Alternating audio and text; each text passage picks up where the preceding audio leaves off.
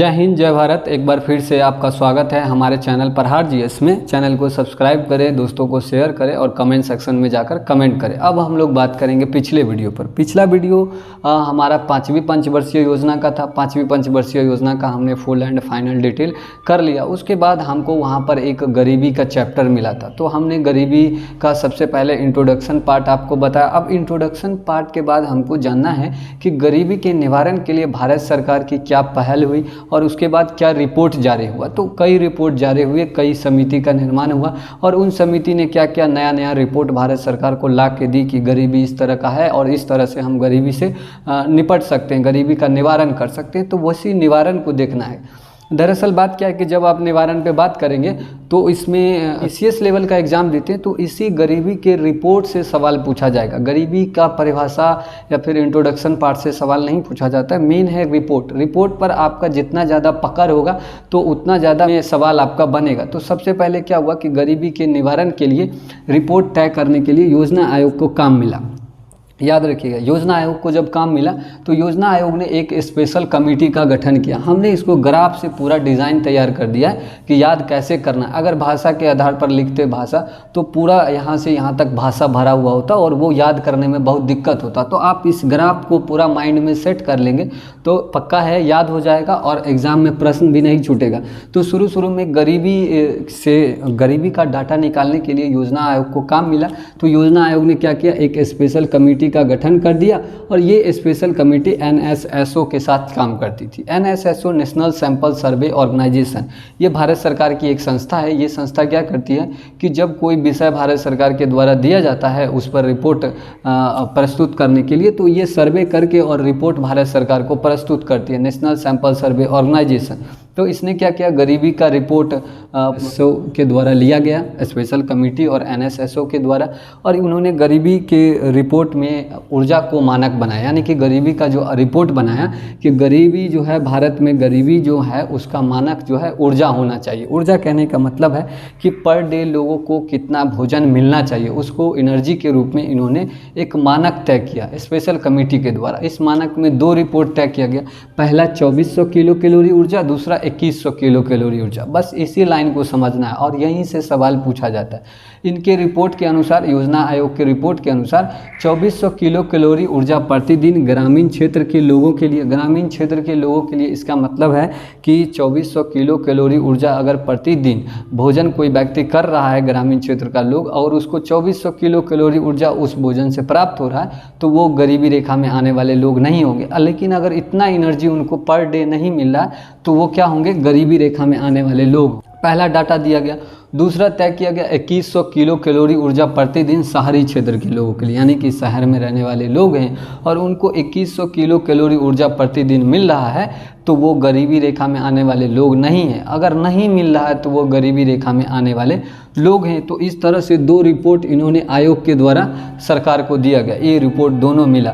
दरअसल बात क्या है कि आप देखते होंगे ग्रामीण क्षेत्र के लिए ज़्यादा एनर्जी और शहरी क्षेत्र के लिए कम। इसमें क्या हुआ कि ग्रामीण क्षेत्र के लोग हार्ड वर्किंग करते हैं, हार्ड वर्किंग करने के पश्चात ज़्यादा एनर्जी लगता है तो इसलिए इसको इसी आधार पर ज़्यादा एनर्जी दिया गया। और शहरी क्षेत्र में क्या होता है कि हार्ड वर्किंग से ज़्यादा ऑफिस वर्क होता है तो इसलिए इसको कम एनर्जी की आवश्यकता पड़ती है, तो इसलिए इसको 2100 किलो कैलोरी ऊर्जा प्रोवाइड कराया गया। तो ये पहला योजना आयोग का रिपोर्ट था।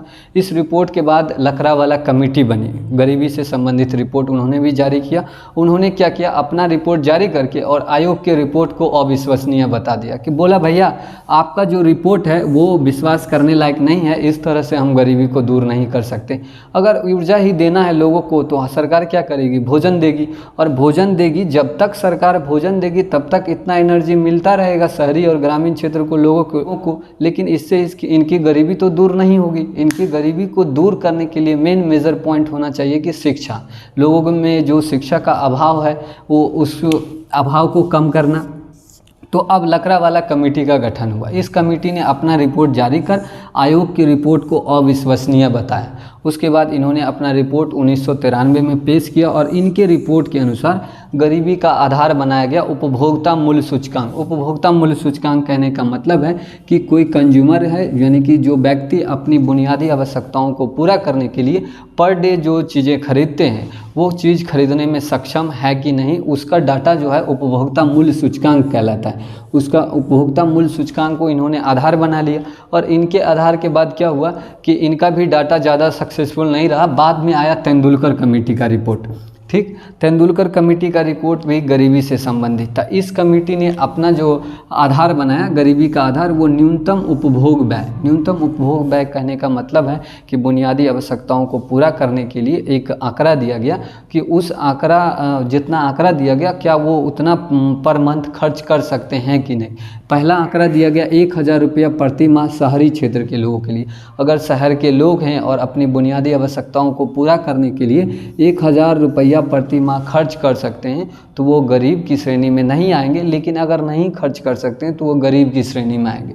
दूसरा 816 रुपया प्रतिदिन ग्रामीण क्षेत्र के लोगों के लिए डाटा तैयार किया गया, प्रति माह 816 रुपया प्रति माह ग्रामीण क्षेत्र के लोगों के लिए डाटा तैयार किया गया कि अगर 816 रुपया प्रति माह ग्रामीण क्षेत्र के लोग अपनी बुनियादी आवश्यकताओं को पूरा करने के लिए खर्च कर पा रहे हैं तो वो गरीबी रेखा में आने वाले लोग नहीं होंगे। अगर नहीं कर पा रहे हैं तो वो गरीबी रेखा में आने वाले लोग होंगे। इस तरह से तेंदुलकर कमेटी का रिपोर्ट जारी हुआ। इस कमेटी ने अपना रिपोर्ट 2009 में पेश किया और इस कमेटी के अनुसार 2011-12 में 21.9% गरीबी थी। अब बात है कि रिपोर्ट तो आ गया, कई रिपोर्ट, सबसे पहले योजना आयोग का आया, फिर लकड़ावाला कमेटी का रिपोर्ट आया, इस रिपोर्ट के बाद तेंदुलकर कमेटी का रिपोर्ट आ गया। अब एक और रिपोर्ट है सी रंगराजन कमेटी का रिपोर्ट, उसको भी हम देख। अब हम लोग बात करेंगे सी रंगराजन कमेटी पर। पिछला जो था हमने देखा तेंदुलकर कमेटी, लकड़ावाला कमेटी, तो इसके बाद सी रंगराजन समिति का रिपोर्ट आया।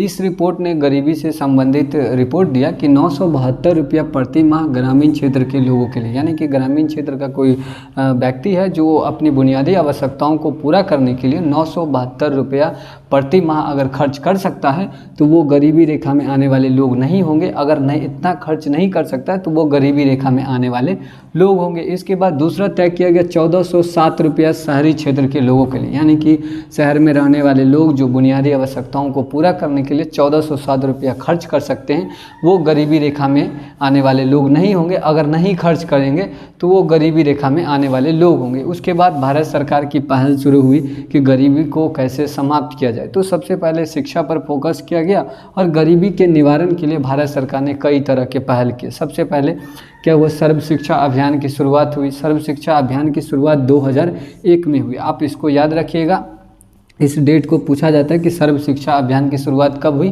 तो 2001 में। इसमें तय किया गया कि जो 6 से 14 वर्ष के बच्चे हैं उनको निःशुल्क शिक्षा दिलाया जाए और लगातार निःशुल्क शिक्षा मिलता रहे 10 साल तक, यानी कि वो अपने 8वीं क्लास तक की शिक्षा जो है वो सर्व शिक्षा अभियान के तहत पूरा कर सके। इसमें वित्तीय व्यवस्था जो की गई, वित्तीय व्यवस्था यानी कि इस पर जो खर्च होगा इसका खर्च केंद्र और राज्य दोनों मिलकर उठाती थी। शुरुआती दौर में क्या था, इसका आंकड़ा 90.10, यानी कि अगर 100 रुपया इस पर खर्च होगा तो 90 रुपया केंद्र सरकार खर्च करेगी और 10 रुपया राज्य सरकार खर्च करेगी। बाद में इसको चेंज कर दिया गया वित्तीय व्यवस्था को। 2015 में क्या हुआ कि 60 और अनुपात 40 कर दिया गया, यानी कि इस पर खर्च 60 रुपया केंद्र सरकार और 40 रुपया राज्य सरकार करेगी सर्व शिक्षा अभियान पर खर्च। गरीबी से निवारण के लिए पहल किया गया। उसके बाद क्या हुआ, नरेगा की शुरुआत हुई। नरेगा की शुरुआत जो हुई वो 2006 में हुई थी, 2 फरवरी 2006। नरेगा का फुल फॉर्म होता है national rural employment guarantee act. इसके तहत क्या हुआ कि लोगों को 100 दिन के रोज़गार की गारंटी दी जाती थी। ये आंध्र प्रदेश के बंदावली ज़िले से इसकी शुरुआत हुई। बाद में इसी नरेगा का नाम चेंज करके मनरेगा कर दिया गया। मनरेगा का full form Mahatma Gandhi national rural employment guarantee act. इसकी शुरुआत मनरेगा में चेंज कर दिया और इसका उद्देश्य था कि लोगों को 100 दिन का रोजगार उपलब्ध कराना, मनरेगा का। अब क्या है कि उसके बाद गरीबी से निवारण के लिए नफ्सा की शुरुआत हुई, नेशनल फूड सिक्योरिटी एक्ट। ये नेशनल फूड सिक्योरिटी एक्ट की शुरुआत 2013 में हुई और इसमें तय किया गया कि जो बीपीएल परिवार के लोग हैं, जो बीपीएल बिलो पॉवर्टी लाइन में आने वाले लोग हैं, उनके लिए 35 केजी अनाज की व्यवस्था की गई थी। तो इस तरह से गरीबी निवारण के लिए भारत सरकार की पहल की गई। अब इसके बाद क्या हुआ